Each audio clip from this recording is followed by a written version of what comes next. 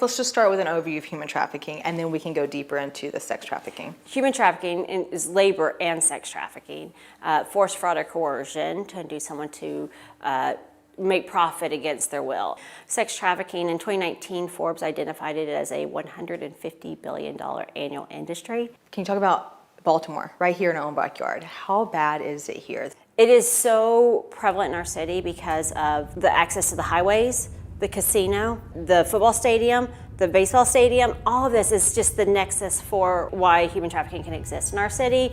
Did you know the Super Bowl is considered one of the highest events for sex trafficking every year? Because of people coming in, people going out, and they can buy sex. And traffickers read the John chat boards like stockbrokers read the Financial Times. They are following the activity, where they can get away with it, where they can't get away with it, what may be happening in the area that would bring attention so that they could make more sales of women and using their bodies over and over again. Do you have numbers for Baltimore? The reality is we know it's underreported. And one of the reasons it's underreported is so many women don't know that they're being sex trafficked. And because of that, they don't know to call it in. This is the kind of work I do, miss. I'm just a victim of my own circumstance. Why do these women not realize that they're being sex trafficked? What do they think it is? They think they're willingly staying on these corners? There's a lot of, as we mentioned, force, fraud, or coercion. What we see most often is women being groomed by men who present as their boyfriends.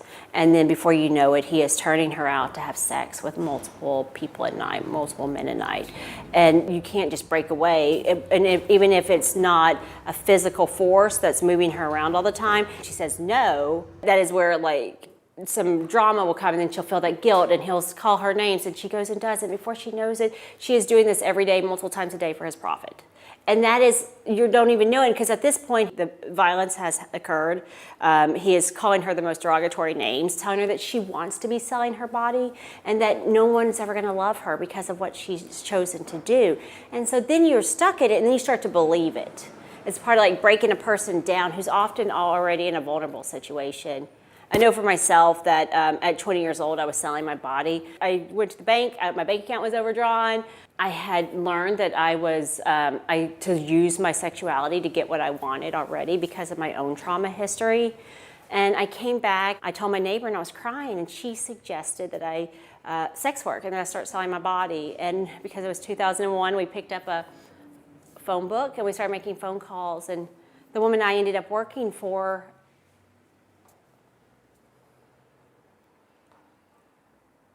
only in the last 19 years later did I come to learn that the woman I worked for, the DC Madam, would qualify as a sex trafficker through the use of force, fraud, or coercion.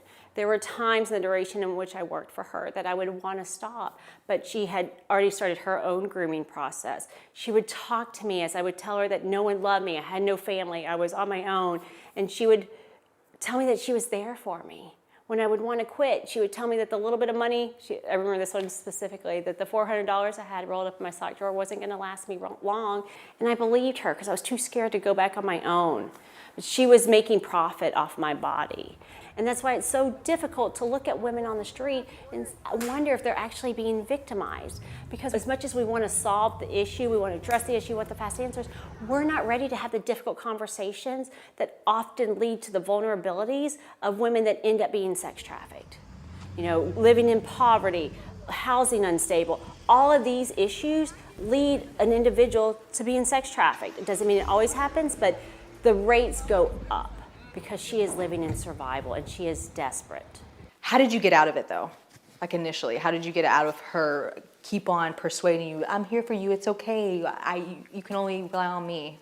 All of her conditioning was done through fraud and coercion. I was a heavy drug addict, alcoholic. I was smoking crack, putting a lot up my nose every day. Because of her business structure not being in the same location as me, my drug use made it difficult to keep track of me. That's often not what occurs in especially a sex trafficking ring. There's a woman who's often called the bottom, and the bottom watches the group, and she's also being trafficked. She gets the most privileges and the most attention, but she's also the one that gets the most beatings because she is in charge of keeping all the other girls in line. that did not exist in the structure that Deborah Jean Palfrey, the DC Madam, used. So I was able to get away differently. By this point, I had new people, a supportive community, like what we provided HER Resiliency Center, that was showing me a different way of life. We want to bring that community, and we do bring that community to women we serve at HER Resiliency Center, whether it's our Friday lunches for women we engage during street outreach that week in certain neighborhoods, or if it's our workshops that we have at HER on Thursdays. We are about building community because that is what actually can help the trajectory of someone's life. A large factor of someone's resilience is based on their community. So how is it that HER Resiliency works different than other organizations who help those who are being sex trafficked? We approach it because we're helping the whole woman. That's a big difference. It seems easy, but and it goes back to asking her, what are her highest needs? What are the gaps that she's experiencing that are keeping her in survival? So if we know that she can't work because she doesn't have childcare, we're helping her get a childcare voucher so she can go to work. We're wanting to remove what she's getting from a relationship or a dynamic of sex trafficking so that she starts to recognize herself what is occurring and that she doesn't have as much choice as she thought, versus us telling her she's being sex trafficked, because that can create a break in psyche where someone will have a hard time showing up in their own lives because they've just realized they don't have any power. And that's a scary place to be. And that is why when someone actually says, I've been sex trafficked, you have given up your power in this role of victimization, and no one really wants that. So no one makes this stuff up. It's also why it's so hard to get them to realize it. Not every sex trafficker operates the same, doesn't run their business structure the same. They've learned how to get away with it. So they are responding to society. So if they can run the structure differently, they will. But that means that their bonding, their abuse level, all of it's different. Abusers don't give someone a schedule at which they're going to abuse someone. And so it still impacts her because she is wondering at all times, am I going to get beaten? Am I not going to get beaten? Is he going to love me today? Is he going to tell me something good about myself, or is he going to break me down all day long? The women on the streets, what we do is we just start to build those relationships. Ask them every day when we see them, make eye contact. How are you doing today? A sign of someone being sex trafficked is that they won't make eye contact. And that's part of the conditioning of the culture in sex trafficking.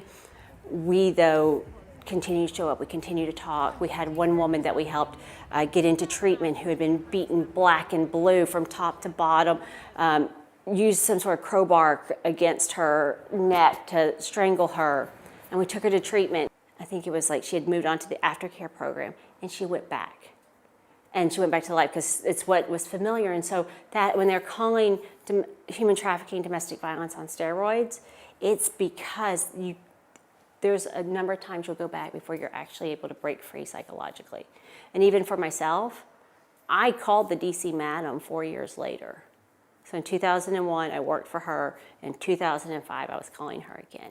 And I know now of what had occurred, but still I saw her as a viable solution. And that's not unlike what we see with the women we serve at HER. When you go out, though, and how do you find these women who are being sex trafficked? We talk to the women we meet on the streets. We don't know if she's being sex trafficked or not until we talk with her. So we put on our tennis shoes, our sneakers, we put on a HER backpack, we grab some engagement tools, and we go out and we start talking and making eye contact and saying hello to them by their name if we know their name, and being ready and prepared for whatever that they bring to the conversation that day. And if they say we're ready for something different, or they saw something or they had some realization, we're ready to go. When you're walking these streets and you approach these women, how do you make them feel comfortable with you? You're a stranger walking up to them. We walk up, we say hello.